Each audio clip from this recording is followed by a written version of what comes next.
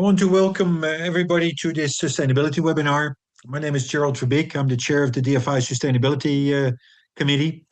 And I'm glad that you logged on for this webinar dealing with sustainability.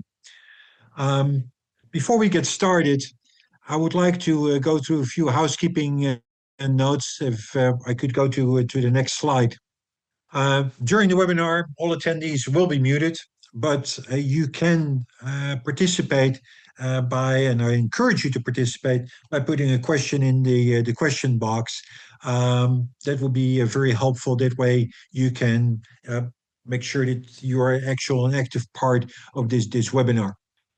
Also, from a housekeeping point of view, as you can see on the next slide, is that PDHs will be made available to those of you that have paid registration, and you will get a link where you can get those PDH certificates at the end of this webinar. And of course, this is only one of the webinars in the series that DFI is organizing. We'll come at the tail end of this webinar, give you some other examples. But if you have any suggestions about sustainability webinars or about any other webinars that DFI can do, you see there an email address and also a website where you can register for the other webinars.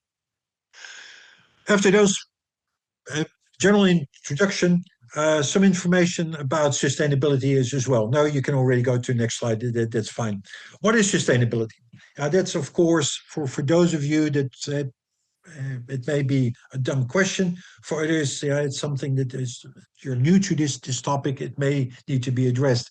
If you go to click on the next one, sustainability, of course, is this area where environmental protection, economic viability, and social equity come together, and that is in that center point, as you will show with the next arrow there.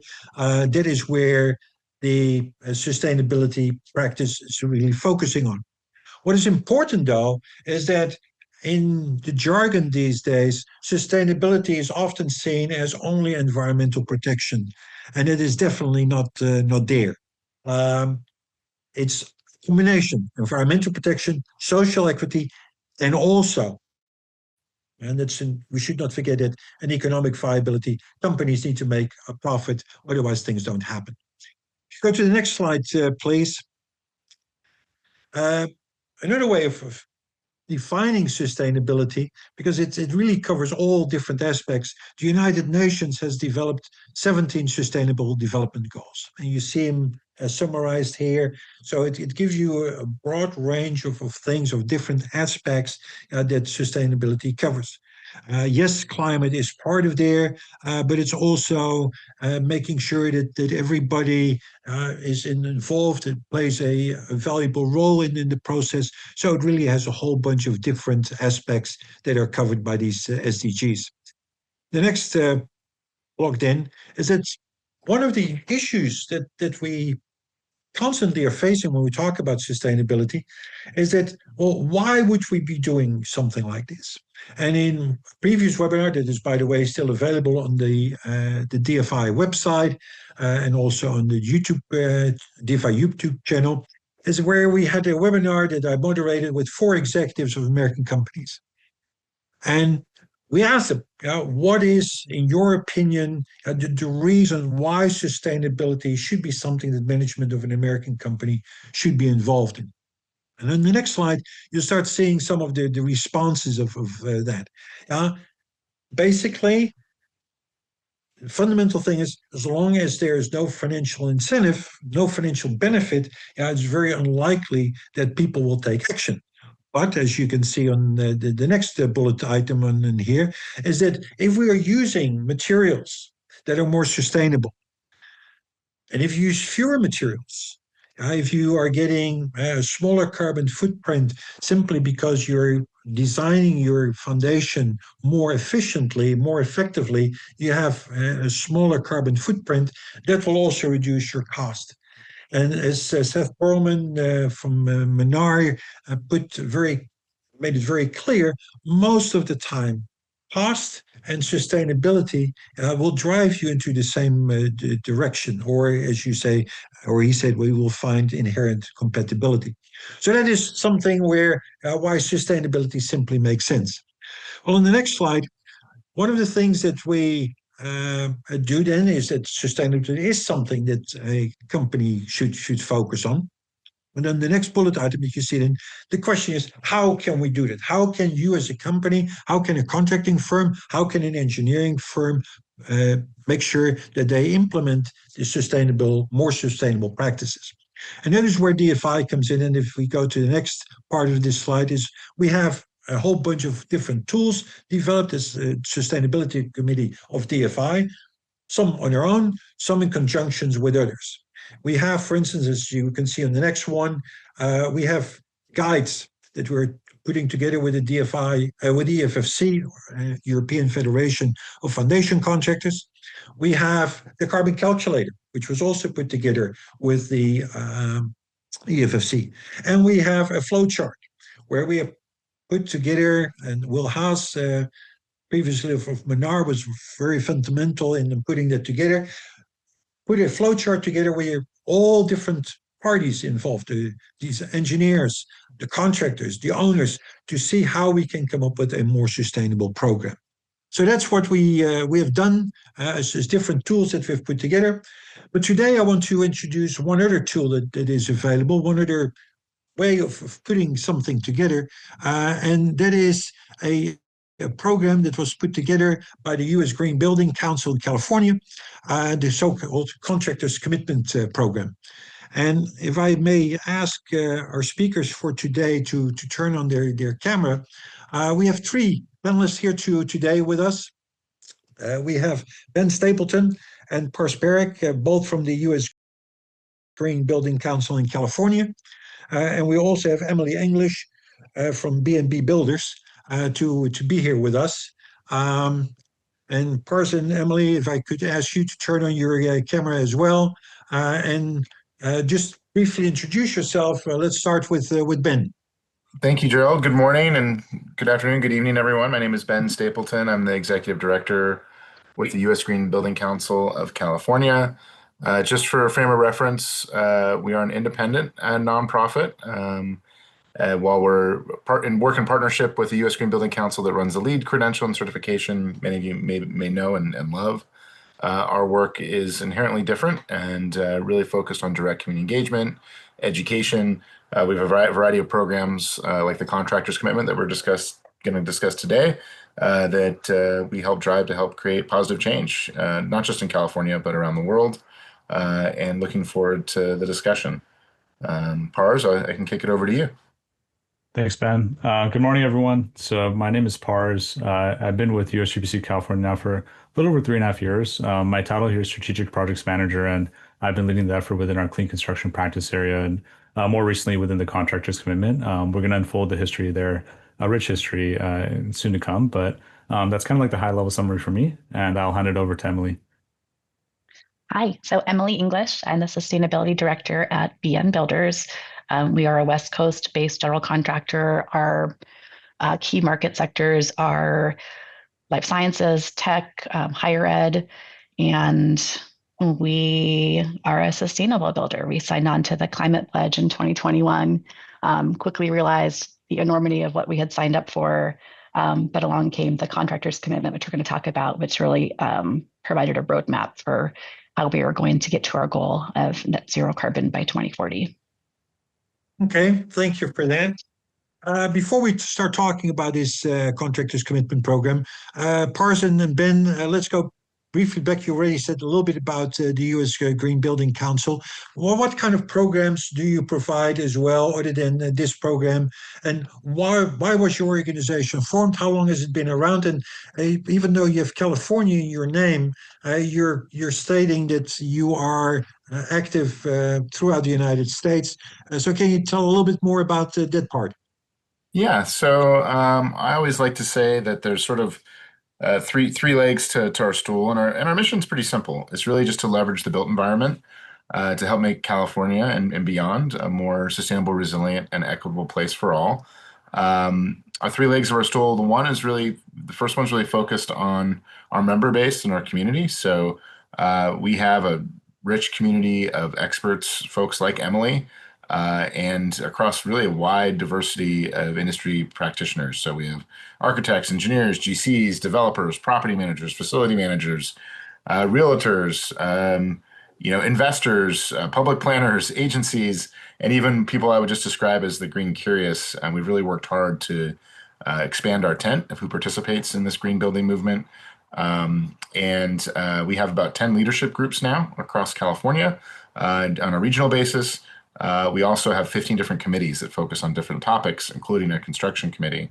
And we host about 200 events a year, including a big annual conference and awards. So that's the first leg of the stool. The second leg of the stool is our programmatic work. So that's where our contractors commitment program and our clean construction program reside.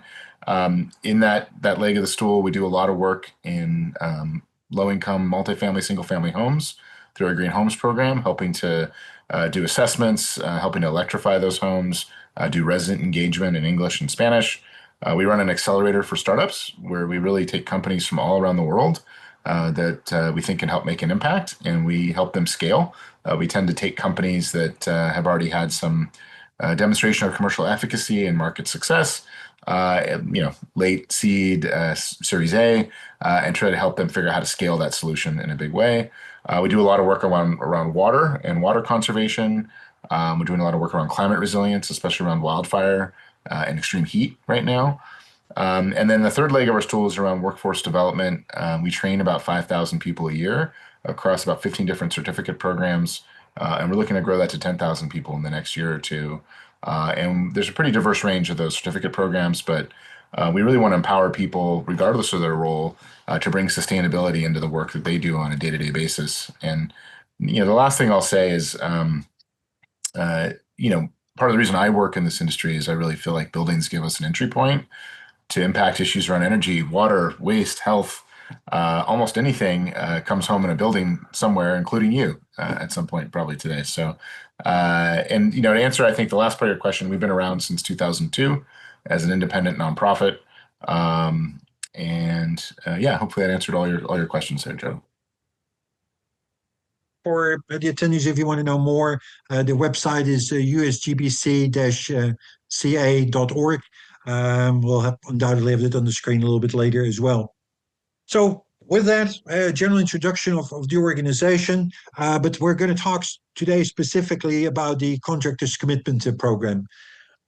What is it? In a nutshell, in a couple minutes, either Ben or Pars, what is this program? What is in the main elements of the program? Why was it developed? And what is really the emphasis of the program? So I'll take the first swing at it. And if I can actually just backtrack a minute before, I wanted to first talk on our clean construction practice area. And I'll transition from that into the contractors commitment. We're in a unique crossroads in many ways, I think, the way we position ourselves in the industry. And unlike Emily, being at a general contractor and being able to demonstrate a lot of these strategies, we're in a position where we don't do construction ourselves, but we do get to engage with a lot of different stakeholders. And the analogy that I like to use as a figure of speech is sometimes we have a pulse in the industry. And in our case, whether it's general contractors or it's other stakeholders, material manufacturers. Just last week, I was at the cement and concrete summit that they had out here in Southern California. And through that opportunity, we get to hear in on where the industry is at, where are there opportunities to supplement the industry, where are people in the industry facing challenges. And that helps us kind of be in a position where we can position ourselves uniquely. And I'll give you a few examples. So a couple of years ago, Ben and our Director of Innovation, Colin, they identified a unique opportunity within electric and zero emission construction equipment. So that was a practice area that we've now been engaged in for a couple of years. And just earlier this year, for example, we had an equipment demonstration event. And it was kind of a unique setup there where we had put together what we called the Electrified Construction Coalition. And it was essentially like a consortium of various stakeholders, equipment manufacturers like Volvo, JCB, Bobcat, and many others, equipment operators like GCs, but also even public municipalities, even others, the You can find these equipments even a golf course and so forth.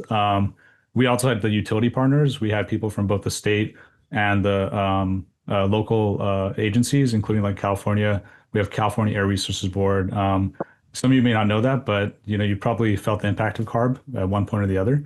And then through that position we hold in the industry, we can kind of gauge like, hey, where can we help to advance? And in that case, we brought all these people together to examine what are the challenges people are facing with deploying zero and electric and zero emission construction equipment, and what are the ways that we can help advance that. And we've had now basically 5 roundtables. Earlier this year, we had a webinar with CalSTART on the deployment of this equipment. We'll share that in the follow-up if Gerald can include that. So what I'm trying to emphasize here is we're in a unique position where we get to work within the industry, and similar idea where we also within construction materials, we've brought together stakeholders to try to understand like what are the challenges and how can we advance the industry.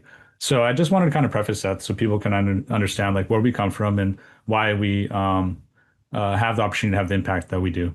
Now transitioning to the contractors commitment. So the contractors commitment is in many ways, it's a framework to provide a unified benchmarked approach to sustainability for the construction industry. It originally began within the Sustainable Construction Leaders Network, so a peer network that Emily is part of.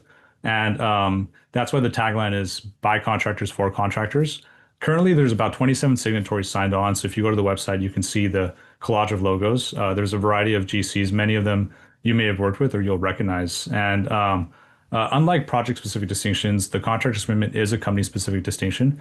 It's organized across several impact areas. So there's 5 of them: carbon, Jobsite Wellness, waste management, water management, and materials. And companies must apply these strategies to at least 30% of projects by either dollar volume or by square footage. And the way it's organized is there's 3 tiers of achievement. So good, better, and best. And they're complementary. So, you want to achieve the good one, then you move on to the better and so forth. And this really gives stakeholders in the industry an opportunity to approach sustainability from a organized framework. And it removes some of the burden of having to figure out like where are the impact areas that would be strategically beneficial to accomplishing goals. In some ways, the contractors commitment strategies are aligned with some of the leading other sustainability reporting protocols and other initiatives, whether it's a ESG framework or there's a lot of them out there. So and that is also part of the future roadmap on where we're trying to consolidate. And I think you can say that for the rest of the industry as well. It's kind of split everyone across so many different spectrums. So we acquired this program earlier this year from essentially Green Commons and the STL network. And what we're doing right now is we're navigating the discovery process. We've had numerous calls with different stakeholders, including the general contractors. We've sent out these anonymous surveys to get feedback to understand. And there are a couple of things that stood out immediately. And so, for example, we're working on enhancing the branding and marketing, improving the process of reporting data. We want to create strategic partnerships that can help advance the different impact areas. Very much want to grow the contractors commitment, and hopefully some of you, will follow up with us on that. And then there's different other ways that we're also looking to grow the contractors commitment. So I don't know if I answered all your questions, but I'll pause now. I want to go to Emily, because you said in your introduction that you signed up for a sustainability commitment, probably not fully realizing what that entailed, and that this program is helping you with that. Can you elaborate a little bit more on that? What was the main value of this program in your own organization? Sure. So, like I said, it is a roadmap. It lets us know how we're doing. I think what is unique about this versus other initiatives, committees that I participate in, is that we are competitors. The companies that are signed onto it, all want to win the next Microsoft job and stand out and be unique. But we recognize that we don't have time to compete on sustainability. It'd be like competing on safety. And that we are generally stronger together. So if someone has a form or a template that works for, say, tracking fuel on a job site, share it, let's all use it so our subcontractors get used to seeing the same thing or not confusing them. We also recognize that we have buying power together. So Par's just giving the example of electrified construction equipment. If we go to Sunbelt or Sunstate, one of the rental companies, and tell them we want electric equipment, we're committed to buying it, they're more likely to either put that into production or to put that into their yard. And then also there's a number of policy initiatives out there, and we're stronger as a group when we comment together. You have X number of companies that represent X $billion of construction nationally. That letter is much stronger than just my company writing the letter alone. But like I said, we did not know what we were getting into, especially with carbon and carbon tracking. And the way the contractor's commitment is set up is it's an entry point. It could be used by a company that does not even have a sustainability person on staff to get started. There's good, better, best as the levels. We have been in for about 3 years now, and our goal is to improve year over year in different categories. We've set the best target at some, we've set the better target for some because we know we're not there yet. But again, it gives us a roadmap, a playbook.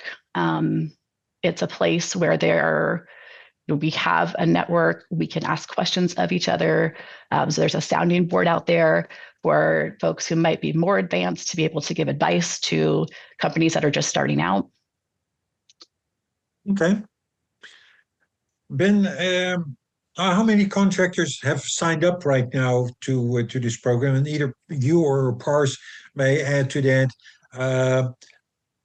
You talked about general contractors. Obviously, DFI is in the foundation industry. Yeah, some general contractors do foundations as well. But are there also specialty contractors? And how many of those are really part of the program? And is there an attempt to expand in that area, to go to specialty contractors? Yeah, and I just know Pars has his hand up, so maybe I'll let him answer this first, and then I can add into his response. Okay.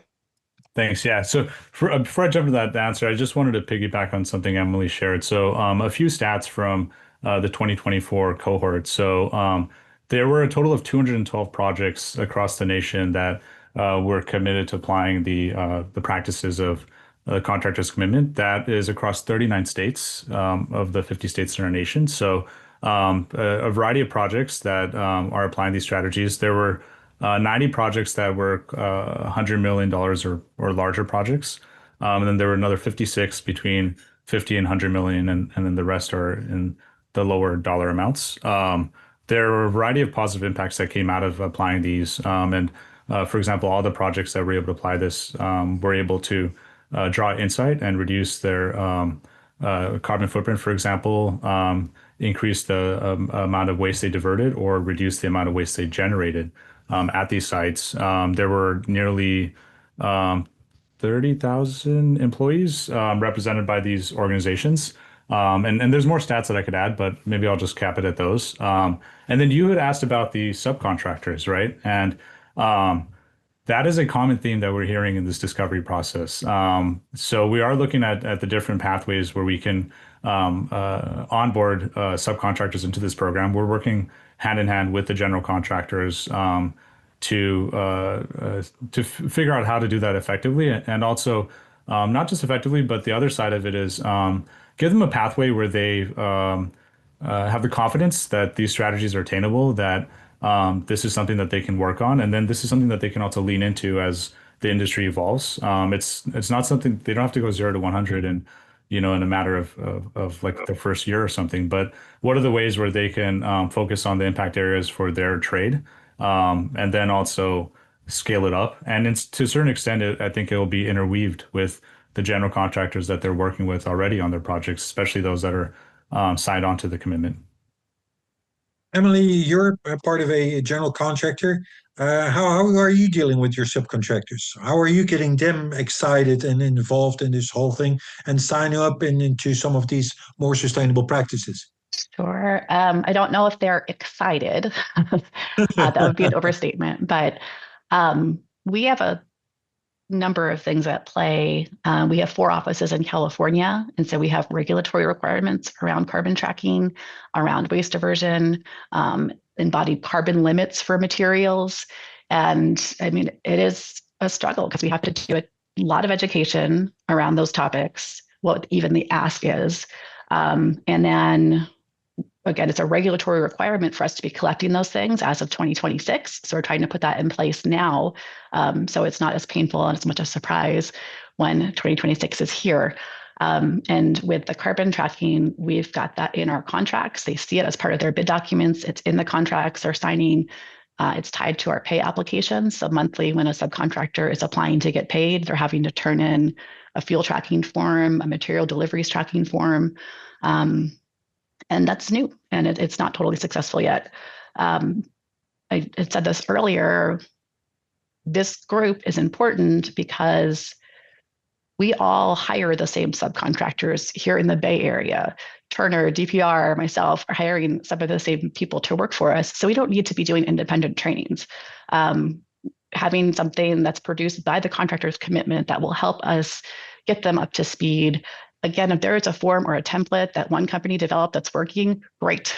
Put my logo on it, put Turner DPR's logo on it. Let's all use the same one so it's familiar, and it's something that it doesn't have to be taught again and again. So I think that's one of the big benefits of it, is that there are a lot of people to educate. There is a lot of data to gather, and doing it collectively really is more efficient. Yeah. Okay. So that's the program in general. That's what your aims are, and the fact that you're trying to improve it. But as you said already earlier, either Ben or Pars, there were 5 areas of impact: the carbon reduction, the job site wellness, waste management, water management, and then materials in general.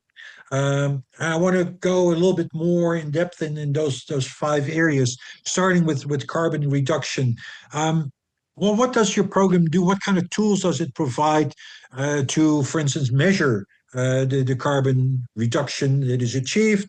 Does it only give guidelines on how to do it, or does it actually provide a tool how to measure the carbon reduction?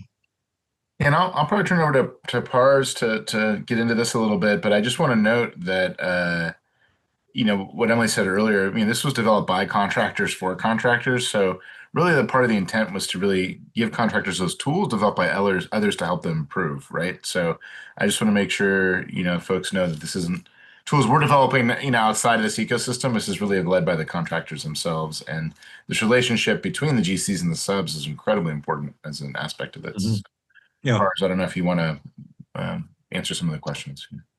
Yeah, both the question Gerald posed, but also just to double down on what Ben and Emily said. I didn't emphasize it enough in my intro summary on the contractors commitment, but in many ways it's a peer group, right? And as a figure of speech, there's opportunities for economies of scale, just like Emily referenced there, where they're all working with the same subcontractors. But in many cases, and you see this very successfully in the tech industry, it's maybe easier for me to spotlight that, where they'll open source a patent, they'll open source some code language and so forth. And the idea is that we can advance the industry by sharing the ideas, sharing the information. The differentiating factor is execution, among other things. And to a certain extent, here within the industry, if somebody finds a way to divert more waste, it's not like something proprietary like rocket science formula or something, but it's better if we come together, we share these ideas, we create the dialogue,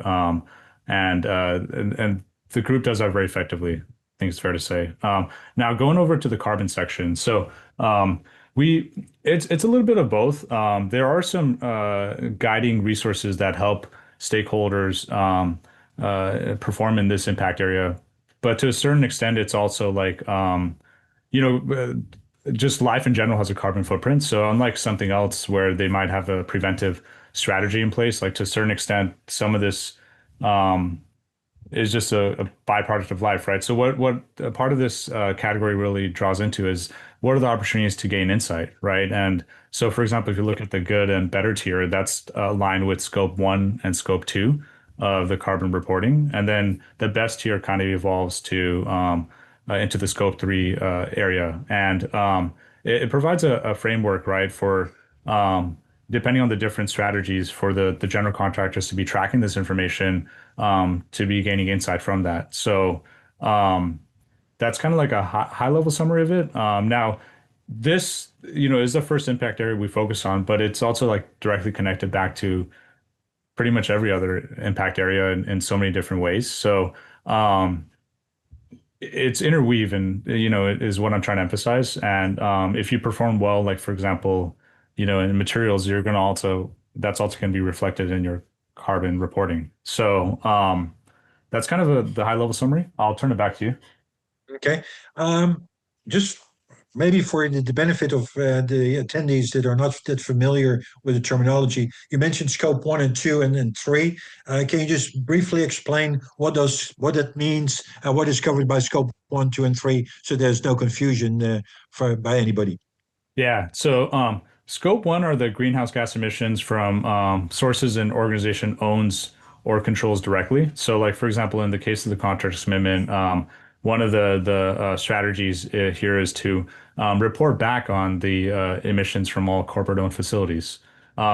Scope 2 includes indirect greenhouse gas emissions derived from essentially purchase of electricity, steam, heat, cooling. And there are some strategies that directly overlap with that as well within the contractor's commitment.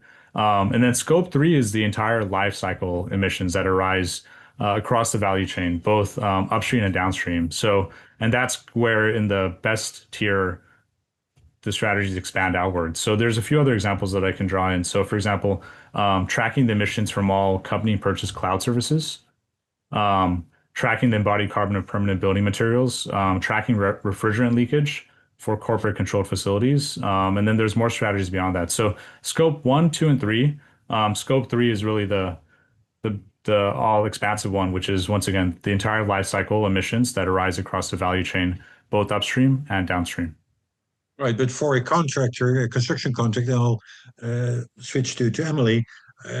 Scope 3 covers your materials, the carbon footprint associated with that.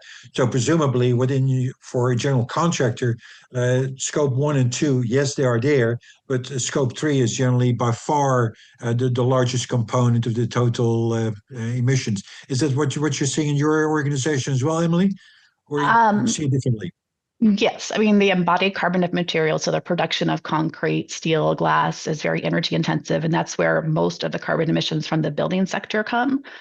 For our scope 3, we're tracking fuel burn utility use related to the construction of the building. So how far materials are coming to our job sites or being transported to our job sites, the waste hauling distances, whatever equipment we're using on site to put the building up. Generators that we're using on site. So the way that the contractor's commitment goes, there's the good, better, and best category. Good is just tracking your corporate operations and your fleet. So our offices, our fleet. Then better is extending to tracking our job site operations as well, are owned and controlled. So what the contractor has authority over. And then, as Par said, the scope 3 is tracking our owned and controlled equipment and vehicles, but also all of the subcontractors and their activity on the job site. So the good, better, best has nothing to do with how well you achieve things, but more to the extent that you're monitoring what your emissions are. Exactly. Yeah. At this time, there is not a reduction target or goal with contractors' commitment. It is that companies are tracking, that they are developing the tools to track, that we are developing baselines to reduce from. I mean, we've been at this since 2021, and I will tell you that we are just now getting our baseline and understanding what our 40% reduction means and what that looks like. And your 40% reduction, probably the low-hanging fruit are in the scope 3 parts by using fewer materials, less waste, that kind of stuff, which has a larger impact because it's a larger part of the overall component of your emissions. Right. And I realize I might have confused you with the 40%. There are two different things at play. We have committed to net zero carbon by 2040 as a company. So separately in California, there is an assembly bill that requires the building sector to reduce by 40% by 2035. And so CARB, which was talked about earlier, is working on what that strategy looks like. And it's going to push it out in 2028. But we want to contribute to that conversation and how much we think is feasible for us in constructing a building to reduce by versus the production of materials that go into Right. buildings. Okay. As Pars already said earlier, we'll come back to carbon reduction when we talk about materials, undoubtedly. But I want to go to the second part now, job site wellness. Because quite often, people, when we talk about sustainability, we only talk about emissions, we talk about environmental issues, but the 17 Sustainable Development Goals already indicated it's much more than that. And in a way, it's very nice that one of the things that you focus on is job site wellness. Pars, Ben, can you explain a little bit about what that part of the program really entails, what it focuses on, and what the objectives are there? Yeah, and I might start a little bit and kick it over to Pars. And one thing I just want to frame for everyone that really blew me away when I learned about this a couple of years ago was that the construction industry has one of the highest rates of suicide of any industry that's out there, which blew me away. And it's not something we talk about enough. We actually offered training. I want to say we did at least 2 to 3 classes of training for suicide prevention on job sites. I just felt like this was such an important thing. We came across a foundation that had developed this training and was only offering it in a very limited area in the East Coast. So we helped push this out on the West Coast a couple of years ago. And it was really difficult to get folks to sign up for it. Again, it's one of those things people probably feel stigma, right, to be there. So I just want to highlight the importance. I think, obviously there's folks here that are in the industry. Anyone just goes to a job site, I think you can understand a lot of the stresses, right, that'll be on someone who's working in this industry on a day-to-day basis. And it's so important that we offer more support for the mental and physical health of folks who are on site. I think there's a number of strategies which Pars can dive into for the contractor's commitment itself, but I just want to stress for everyone there's a need to highlight overall and raise awareness of these issues. Another thing that we've dove into over the last couple of years has been air quality on job sites just for workers. And there's unanticipated impacts sometimes to some of the things that we do. Electrified construction, I think, is a great example. We started working on that because it was an emissions issue. The feedback we got, it was that electrified equipment is much quieter than diesel equipment or gas-powered equipment, and actually saved lives on job sites because people could hear what was happening and preserved hearing. And really should be as much a worker health issue as it is an emissions issue, but wasn't framed that way to start. So I just wanted to highlight a couple of those things to stress the importance of this. And Pars can talk a little about some of the strategies specifically in the commitment. Yeah, and I'll just add one more to that before I jump into Jobsite Wellness. I had the chance to at a metro subway project to see the use of an electric excavator. It was a Volvo EC230. Now, in my case, it was above surface. It's complicated to bring a civilian underground and whatever else, but there was a direct commentary provided by the general contractor and the stakeholders there that the amount of energy that they spend on maintaining the air quality in the underground construction site, they are motivated to use the electric machine because there's not going to be any of that emissions coming out of the tailpipe. And there's a direct relationship between that for various reasons. So as you guys can understand. Now jumping into job site wellness.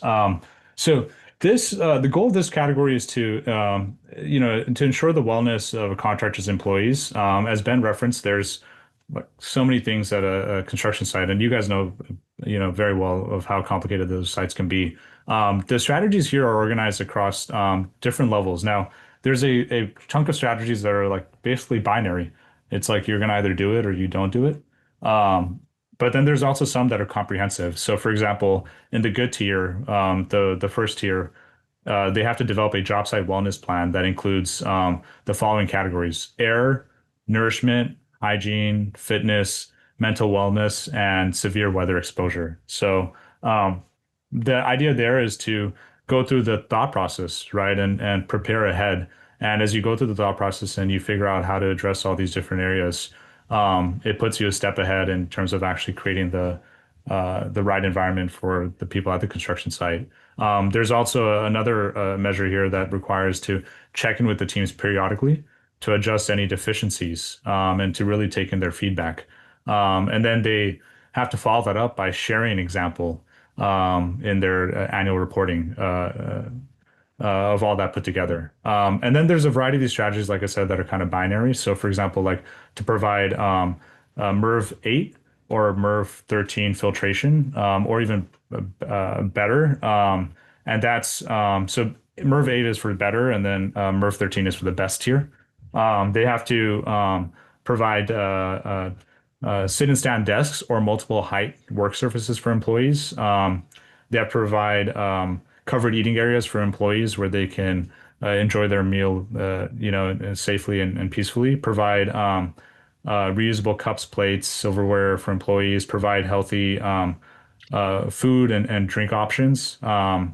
As Ben referenced indoor air quality, there's also to implement ongoing indoor air quality monitoring for the offices, and that's looking at a variety of different metrics.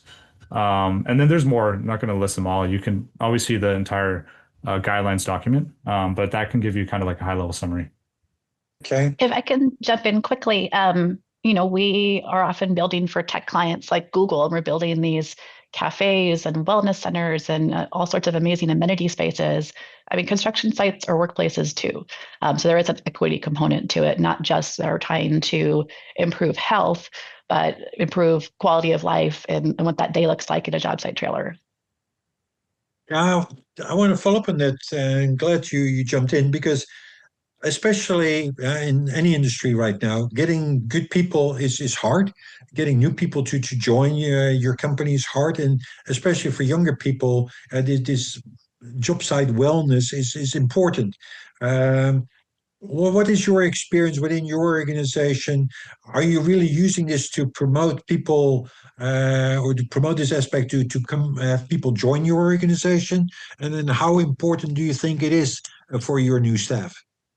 I don't know if they're joining for that reason, but I think they might be staying for that reason. I mean, our job site trailers have gardens outside. They have chili cooking competitions with the tomatoes and the peppers that they grew on their deck. So I think there's a culture community building aspect to it too, that is really appreciated. So it's definitely an important thing to, as you said, to keep staff. Yes. Okay. The third aspect that your program has is waste management. And again, waste management, we're specifically interested, you said earlier when we talked about carbon reduction, the good, better, best, the different amount of measuring how much, what aspects or which scopes are being monitored. How do you do it with waste management? What are the good, better, best categories there when it comes to that aspect of the program? I'll take the first swing at it.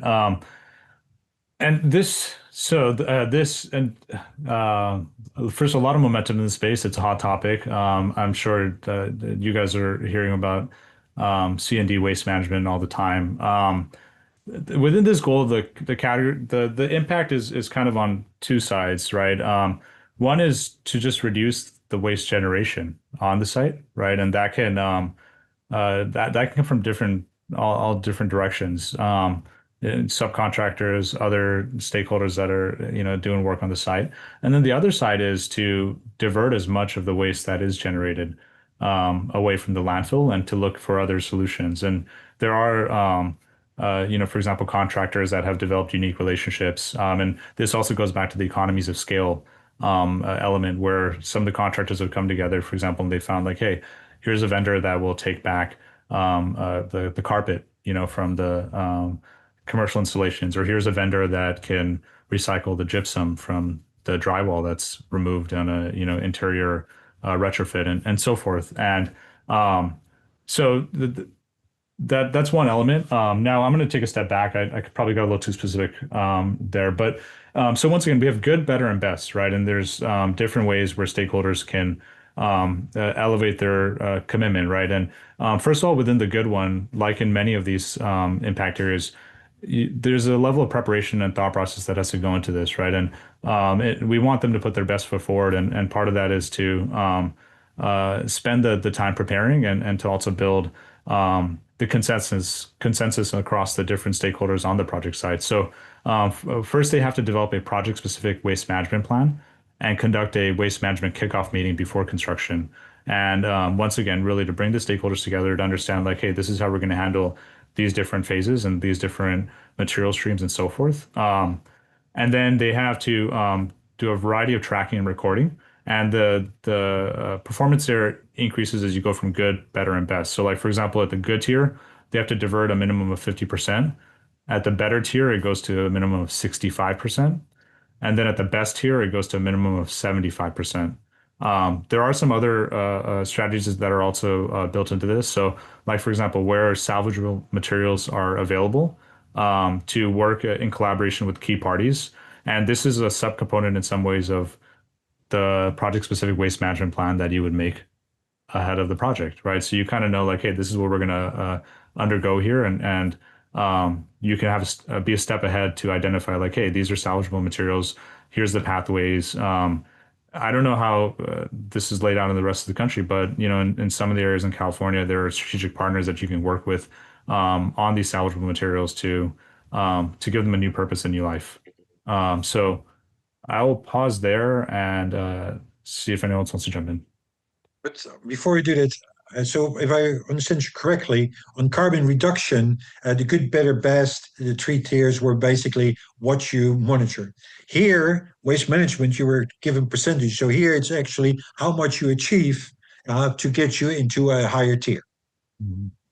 Correct, yeah. Well, in that case, Emily, I don't want to ask you which tier your company is, because that would be maybe, well, if you want to disclose it, obviously that's fine. But when it comes to waste management, one of the things that was also a question that came up, to deal better with your waste, it's more efforts to do that, cost more, plus, do we really have to do that? How in your company did you address this waste management and get the people committed to reduce the amount of waste, and also to make sure that the waste management part was handled properly, that different materials were split differently? How can you tell a little bit more about that? Sure. We are in the best tier, but we have the benefit of being in California, where there are very sophisticated recycling facilities. We have RCI certified facilities, which means that they're audited on a regular basis for their practices. So we know the numbers that we are getting from them are real. In many places, the facility, the hauler will tell you whatever they want, and there's no check or balance to that. So we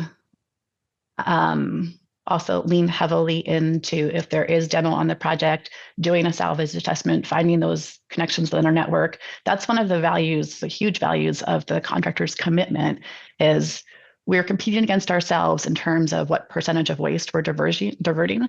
But we, have a pulse in the local market. We know what was successful last time. We can share those stories. With the take back programs that Pars was mentioning, there is one carpet manufacturer who will take carpet back to Georgia and reprocess it into new carpet, but they want a full freight truck of 44 pallets. That is a lot of carpet to pull out of a building. So our local contractors commitment group was able to figure out, okay, I have 12, you have 12, so that we could have them come and pick up that 44 pallets that they need for their program to be successful. So it's a lot about sharing best practices stories. Again, we're in California and pretty savvy, so we can help contractors in the Southeast and other markets that don't have the kind of resources that we have here currently. Just wanted to jump in on the note there, and this is across not just the waste management, but just across the spectrum. Many of these general contractors are their teams are a single-digit number of people on the team. And it creates, I don't know if the right word is, maybe it's a bottleneck, right? There's so many different ways that could be impactful, but when you have limited resources and you're in you have to innovate, right? And you have to find these solutions. And the example she shared there, I was like clapping in the background. It was music to my ears, right? It's a way where they can work together to, once again, create the economy of scale, to leverage the shared brain power together. And one of the other taglines within the contractors movement that's been going around is collaborate, not compete. But then that raises the question, and I think Emily already mentioned a couple times, but we are in California, where we have a large group of people that signed up to your program, where you have this collaboration possibility. How do you see it in other parts of the country where you may not have this many companies in the geographical area? Because sharing a container to bring carpet back may not be that practical, or other materials for that matter, because in the foundation industry, obviously, the chance that you're going to recover carpet is fairly small. But if you don't have this many companies that are in the same area, is there any uh, how do you address that as an organization? Are you trying to help people there? How is it being handled? Yeah, I'll maybe provide a little bit of an answer in that this is part of why education and awareness is so important, right? We need to have a baseline that can help drive progress, like the contractors commitment. We need to provide the education so people are aware of what tools are out there and how to start the process. And look, advocacy is important also, right? We need to continue to see policy help push things. But when we have folks like Google and others that are making these commitments from a sustainability standpoint, these are going to have ripple impacts down their whole supply chain on the construction side, right? And you look at most of the major development projects right now, in many ways, are either, data centers, public projects, or housing, right? For the most part right now. And so if you have a lot of these big users that are public projects being one that also make pretty high-end sustainability commitments, and data centers, a lot of that's going to drive the market to adapt. And we need to continue to advocate for policy to uplift that. But that's why the education is so important. I think we hear all the time from folks that, they're being asked to do things maybe by a client, and, they don't necessarily have the background understanding of the resources to comply. And so it's a struggle. It's hard. They're trying to find ways to cut corners. They're trying to find ways to hide what's really happening versus us lifting people up and giving them the tools to actually make that work and create that cultural change right within the organization. So I think that's part of the challenge. And I think, we are, lucky in some ways in California that we have policy supports that. And also it's created that challenge, right, that we had to rise to figure out the systems to support it. And so you kind of need to have the carrot and the stick, right, for what it's worth. And, Emily may have some insight on this, just given, jobs she has in other parts of the country that she may want to share. Yeah. Well, I think what is important about this group and the conversations that we have is it gives contractors the tools to push back on client goals that might be unrealistic. So we have clients that want 90% waste diversion, that want zero waste job sites. If you've ever been to a construction site, that is not happening for them. There is a lot of non-recyclable junk that goes into those dumpsters. But again, we can have that conversation with the client, explain the current state of the market, what's feasible, show them pictures. We take pictures on a weekly basis of dumpsters, and show them what was in there, educate them about their goals. So we're getting to a place that's realistic. Yeah. Well, there's also the reason why we have this webinar to really spread among a specific group of specialty contractors that this program exists, and hopefully that people will sign on and at least share those practices, as you said in the very beginning. Let's move to the next part. We talked about waste management. The next element is water management. Parse probably comes back to you. Do we have there the same thing on the waste management? You had specific targets to get you into a certain level. Water management, is that the same way again? Do you have to achieve something to get in a certain level? And what is the water management really focused on in general? Because I can see that a contractor that uses a lot of concrete, for instance, there's water going to concrete. Are you going that specifically, trying to come to mixes of concrete that use less water? Or are you more in general approach? Because a lot of direct use of water may be much more limited for companies that don't use concrete. Yeah, so unlike the waste management one where we had such defined metrics, the water management one is a little bit more holistic. There is not a defined per capita or some kind of per square foot metric, but what we do have are some comprehensive strategies that help them address this, and also it should be emphasized, of course, water does connect back to at least two of the others, indirectly in many ways. So whether it's a materials category or it's a carbon category, we have a very interesting relationship out here on the West Coast between our water consumption and the energy cost of it, the carbon cost of it. It might not be the same in the other parts of the country, but if you haven't looked into that, I recommend it. It's called the Water Energy Nexus. It's a really fascinating subject area. Now, coming back to this, so the first strategy within the goods here to create a project water plan for risks and opportunities prior to the construction start, right? And this goes back to the theme of just working through the thought process, bringing the stakeholders together, and to understand like what are the risks and the opportunities here. And this also connects back to other things that they have to deal with in terms of regulatory control measures and so forth. And you guys are all familiar with your stormwater pollution prevention plan and other things that you have to deal with in your respective areas. There are also other goals within here, including or other strategies, for example, to integrate the trade partners and stakeholders into your water plan to identify and implement at least one project-specific water saving, water reuse, or some other kind of like new technology or best practice strategy. They do have to track their potable water use and once again impact their insight.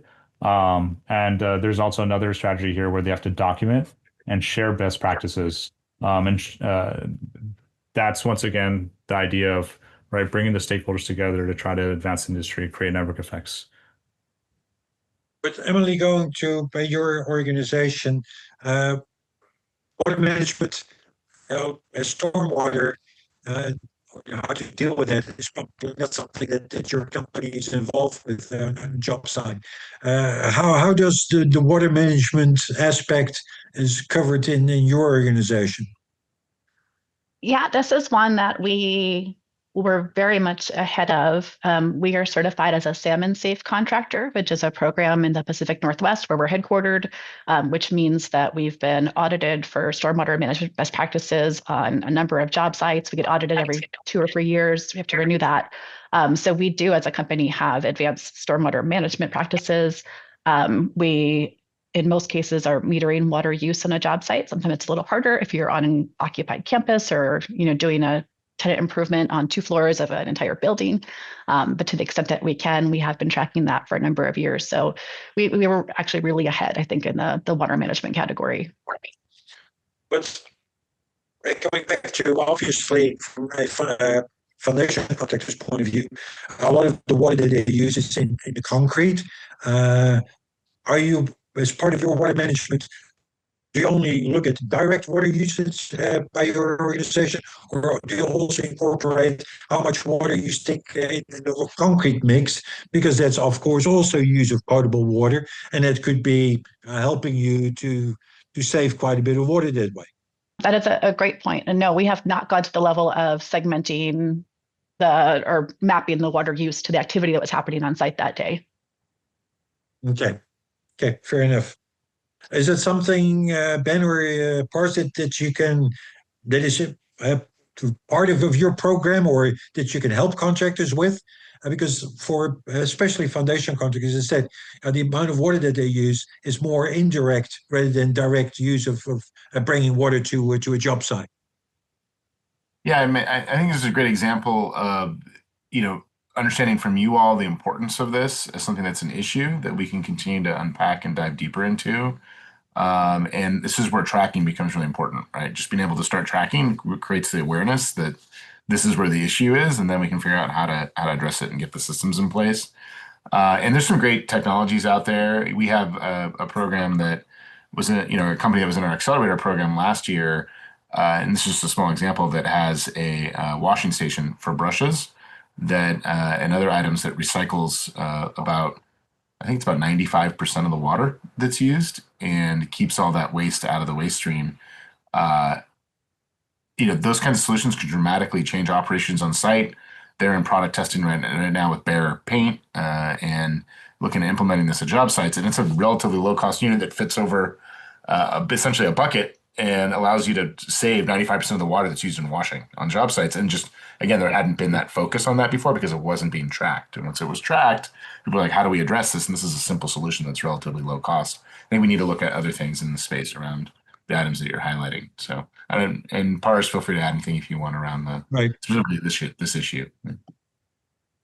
Yeah, no, I think Ben described it well. In the case of the water use in concrete ready mix, it does get addressed indirectly, and the embodied carbon's a common theme across this, and the carbon footprint of that water would indirectly be tied into this. Right now, there's not a specific on the water management itself, like specific strategy that calls that out, um, but they have to provide EPDs, and part of that they'll have to look into the supply chain of making that product. So there's that indirect connection. Okay. Um, Last or the fifth item that you guys are covering is materials. I already talked about water, which has also material in a way. We talked about with waste management, it's optimizing your materials through reducing your amount of waste. What does the materials select specifically cover? What is there? What are you trying to focus on their parts? Yeah, so within this section, the goal is to advance, the use of sustainable, low carbon materials. I do want to emphasize that across the spectrum, all these general contractors, they're committed to the performance of their building. They're committed to the design features and the other things that come with the project that they're developing. So there's never a situation where they're ever going to compromise on something, right? So just want to make that clear.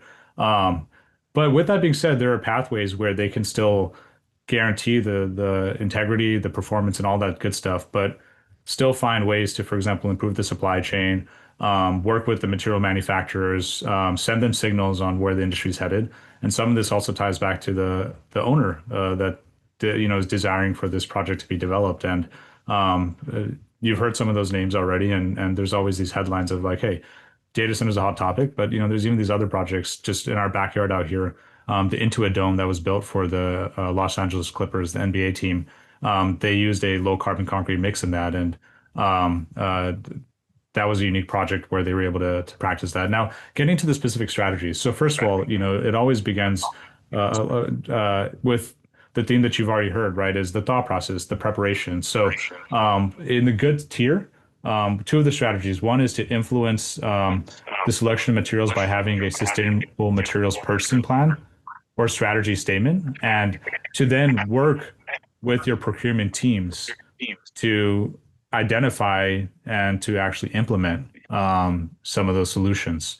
Part of that is also the science behind it, right? And right now, the science is kind of being put together in the form of environmental product declarations, as people like to call like the nutrition label of construction materials. They have to so when you put that all together, that gives them a comprehensive approach to where they can find the opportunities and then implement those solutions. In There are some specific, like for example, they need to identify and substitute at least two material types, and there's some more specific subpoints. You can see that on the guidelines document. And then another measure, just want to emphasize with the other common theme is they are supposed to share their successes and challenges with the group on an annual basis, and that's an opportunity for them to once again, reduce barriers, find ways to create network effects by coming together to collaborate. Okay. Emily, within your organization, let's focus just on concrete because it is for foundation contractors an important material. I'll talk about steel a little bit less. But were you able to find their concrete? Was it again by talking to the other general contractors, the other people that are part of this program to source that material or to create demand for that material? Can you say something about how your company dealt with specifically with concrete and the sourcing of the concrete for your projects? Yeah, we are having it come up more and more now as a goal for projects. And so what we do is we do carbon estimating alongside cost estimating. And so we're looking at what the available low carbon options are, but what that does both to cost and potentially to schedule impacts. And so we put all of that out up front. With proper planning, it can be done. But if potentially you're increasing cure times, There has been issues with aesthetics, that the mix may be darker, so we'll use it in a parking garage, but not for the landscaping components. So it is something that we are actively tackling and trying to figure out, but it is still requires a lot of conversations among different parties involved. Do you see that the more sustainable forms of concrete are becoming more readily available? Is it getting harder to get? Is it easier to get? Does it require a lot of planning in advance? And we had not too long ago as part of the Sustainability Committee, a meeting of DFI, a company that said we're basically planning our concrete demand now way farther out so that we can talk to our suppliers and say, this is what we want to get in the next couple quarters, so they can start planning for that and make that available. Do you see something similar on your side? Can you say something about that? Definitely. And I mean, not to keep going back to the fact that we're in California, but we, as part of CalGreen, have embodied carbon limits on concrete. So if you are a manufacturer in any of the metropolitan areas in California, you should be ramping up and preparing for that, and getting the PTs made so that those comparisons can be done. And just to note, to add to what Emily was saying too, I think we've been doing a lot of work around low carbon concrete and advocacy in the space, connecting directly with manufacturers. The biggest issue that I see just from an external big picture perspective is just a lack of transparency on supply and demand at scale, right? And in general, there's interest, but there needs to be confirmed demand with purchase orders for people to invest money in purchasing the aggregate and the other materials and making changes they may need to make to their plants. And so it's one of these situations where we're a little bit of in like a catch-22. People aren't buying it because they don't have transparency to its availability. And then people aren't creating the availability because they're not getting transparency to who's the demand and people wanting to buy it. So that's something that we're working to try to address, at least here in California, hopefully in the coming months. But this is actually one of the things that was really impacted by some of the cuts the federal government's made to some of the EPA grants. There was an EPA grant that was going to help fund some of that transparency on a national basis that really would have changed, I think, the industry, and is no longer exists at this point. Just wanted to add another thought as well. So last week I had a chance to attend that summit on cement and concrete. It was basically the Western based manufacturers and providers, and they shared a chart that I'll reference right now. So Type 1L cement is basically like a Portland limestone cement, and it reduces the embodied carbon of the carbon. It reduces the embodied carbon of concrete, and across the different parts of the country, you'll be impressed by the adoption of this. So Alabama is the leading state in the nation to adopt Type 1L cement as a proportion of all the cement consumed in their state. This was as of the first 5 months of 2025. Idaho came after Alabama. Some other ones that are high performers on this list that might blow your mind: Tennessee, Minnesota, Mississippi. So there are states, and I'm intentionally picking some of them that are not on the West Coast, but nonetheless, there's a lot of these that are high performers. I mean, Kentucky had a higher proportion of Type 1L cement adoption than California did. So kind of mind blowing. Kansas is on here, Wyoming. They also had higher adoption rates than California. So with that being said, that's a whole different. Not trying to compare states. There's different technical factors here, but the point being is the adoption's happening across the nation, and also in areas where you might not suspect it, like Alabama and some of these other areas. There's a lot of high-profile examples where, like whether it's a stadium or it's a college campus or some other kind of infrastructure that's being built with these innovative solutions. Okay. We've seen now the main parts of this program, covered the 5 main legs of the program. I want to go back to Emily, as you already alluded to at the beginning. But if you are is attending this webinar as a contractor, what would you say to them, Emily? Why would it make sense, other than in California, you have a group of people that are a group of contractors that are already getting together, a small area, but say you have a contractor sitting in Indiana or in Texas, why would it make sense for them to become part of this program? And what would you think it would really help them to achieve? What do you see the strengths and the weaknesses of this program, so that they can say, "Yep, let's go for it"? Yeah, I mean, first and foremost, it's the right thing to do. The construction industry has an outsized impact on the environment. I think 2/3 of all waste comes from the construction industry. I mean, the stats are just staggering. If you look at it, like 40% of raw materials are used by the construction industry. So right there, I think we need to take ownership for that and figure out ways that we can do better. Part of the opportunity, when I was seeking leadership buy-in, I was able to show them the logos of all of the other companies participating. And even though our group's motto is to collaborate, not compete, that was certainly compelling to them that our competitors were in this program.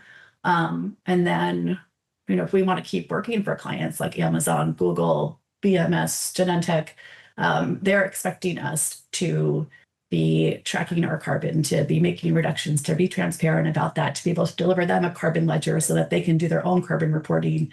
They do have high waste diversion goals.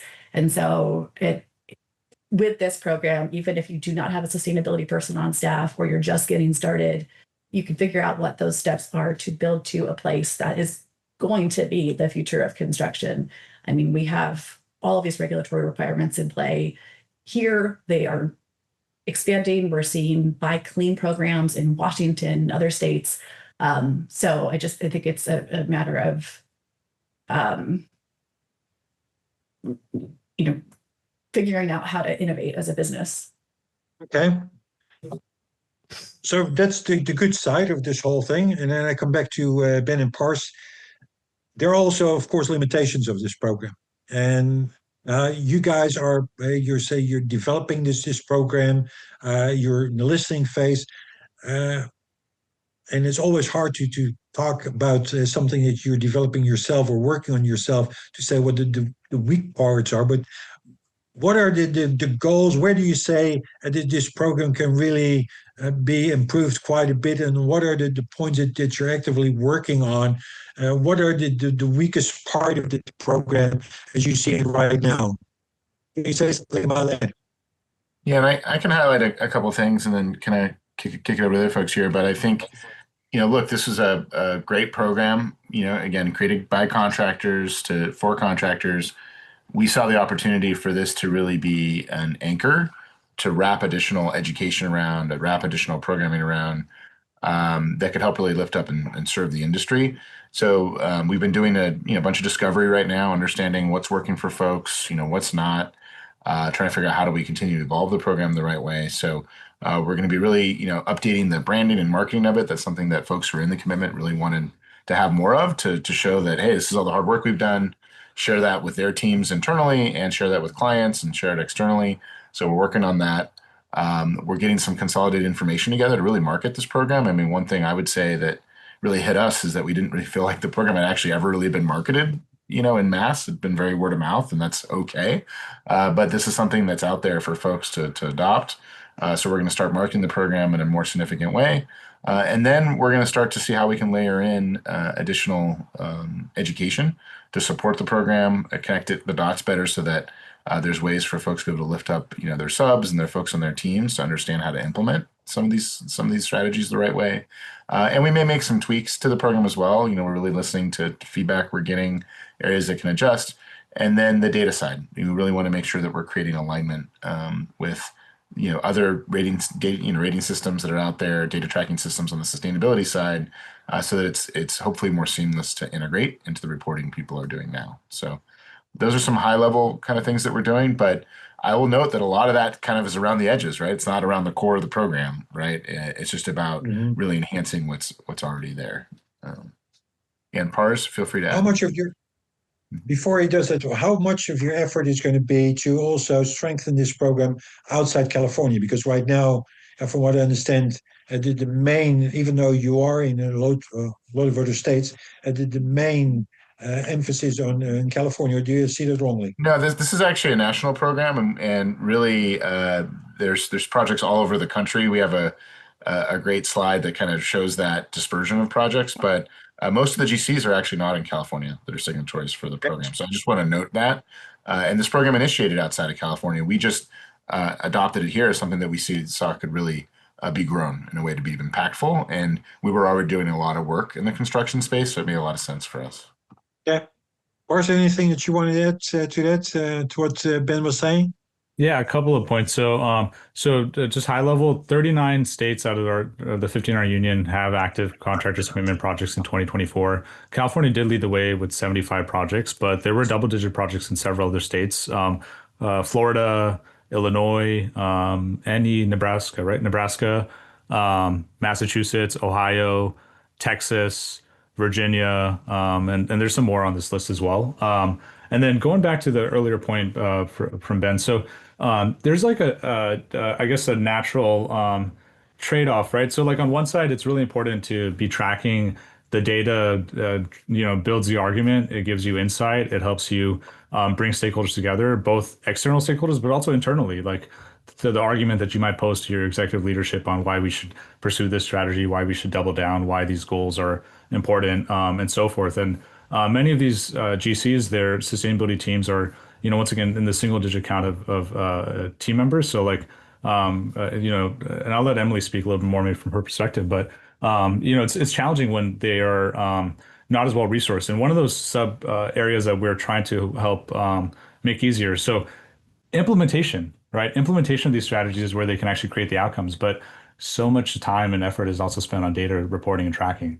And what are the ways where, can we make that data reporting and tracking easier for them so that they can then go back and focus on implementation, innovation, building consensus. As you guys all know, so much of this comes down to communication. And it takes time to build relationships. It takes time to convince your superintendent or the other decision makers on this is why we need the team to be aligned. So we're trying to navigate that. There are some, as a figure of speech, maybe over-the-counter features that might be able to help minimize the amount of effort that goes into tracking and reporting, so then they can free up that bandwidth for implementation. Okay. I mean, that is Anything you want to add, definitely a Emily? dream to have. A dream is to have one platform where we are entering waste diversion. So we have tickets per each dumpster that's hauled that has to get recorded. We're tracking fuel and material deliveries to our job sites. If we could enter that in a database for contractors' commitment, that could speak to lead, if it's a lead project, or the CDP if we're reporting to CDP, or CARB for here in California reporting to the California Air Resources Board, that would be huge. It doesn't exist today, but that is, I think, what we're hoping for. Nearly to the end of this webinar, we talked about a lot of different things. The questions that came in, I think I've covered this as well. Is there anything, I'll just start with you, Emily, anything that hasn't been highlighted yet, hasn't been covered, where you say, hey, that is something else that we really should have covered in this webinar, that people need to know about this program? I mean, we've said it again and again, but just that this is a very unique program and unique group, and you have competitors informing each other, making each other better. I mean, I count many of these folks as my dear friends at this point. So it's certainly different than anything I've participated in. Fair enough. Ben, anything that you still would like to close this webinar? I would just say that, look, transitioning our markets, and our processes and our industries to be more sustainable is a journey, right? And this industry overall, construction and real estate, however you want to define buildings, account for roughly 40% of our greenhouse gas emissions. And we know, just based on the pace of construction, that over the next 50 years, about 90% of the carbon from the building sector is coming from construction, not non-operations because of the amount of construction that's happening globally. So it's critical we address this, and it needs to come from a place where it's holistic and is being led from within, which is why we love the contractors commitment, right? This is how we create cultural change. So I would just say that wherever you are on your journey, it always takes one person taking a part of their job because they care about sustainability, and then it becomes a full-time job, and then they have a team of 5, and then they, this is the journey. And so encourage anyone who's listening who cares about this, is interested in this, thinks this can be something that can help make their company better to dive in. There's a whole world of people who want to help you make it happen. So, Parikh, anything that you still would like to add?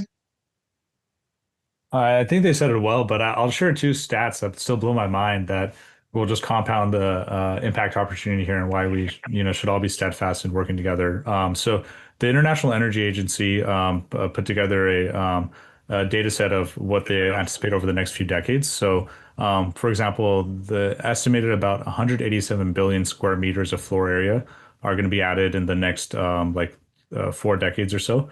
And maybe not as much in America, but the rest of the world is developing, right? And they're developing fast. And Architecture 2030 debunked that, or not debunked, but they kind of broke that number down to give you an analogy to better understand. So that is equivalent to adding a New York City every month, right? And it's not going to just all be one city, but it's scattered across the world, right? Whether it's in India, China, or wherever else, Sub-Saharan Africa, et cetera. And then the United Nations estimates that 3/4 of the infrastructure that will exist in 2050 has yet to be built. So ton of construction coming, in the next few decades, and for good reason. The world needs to evolve. Yep. Okay. Well, that's then also a positive sign for our industry. People are involved in the industry. There's plenty of work. We don't have to worry that there will be any work. We just have to do things smarter and a little more sustainable. Let's put it that way. Ben, Parikh, Emily, thank you very much for your contribution. I hope that by having this discussion, people will be understanding what this Contractors Commit program means, what it can do. You see on the screen right now with what the website is. If we can get exactly the DFI people already knew what it was going to ask for. This webinar is just one of the many webinars that DFI are putting together. We have 2 on sustainability this year, this one and a previous one on geothermal facilities. But it's not only sustainability related. You see here the last 3 webinars that we have in the course of this year, one on tunneling and underground facilities, one on big data, and you see the topics there underneath the date that is going to be held. And then finally, another webinar series that I'm very happy to moderate. It's money, where it stands increased testing saves money. And we have the final edition of that for this year on December 11th. So mark your calendars for those webinars. I want to thank once again the speakers for today. I want to thank the attendees for today. And hopefully all of us have learned something and we can do something better in the future. With that, thank you very much. I look forward to seeing you in the future in another DFI webinar. Thank you.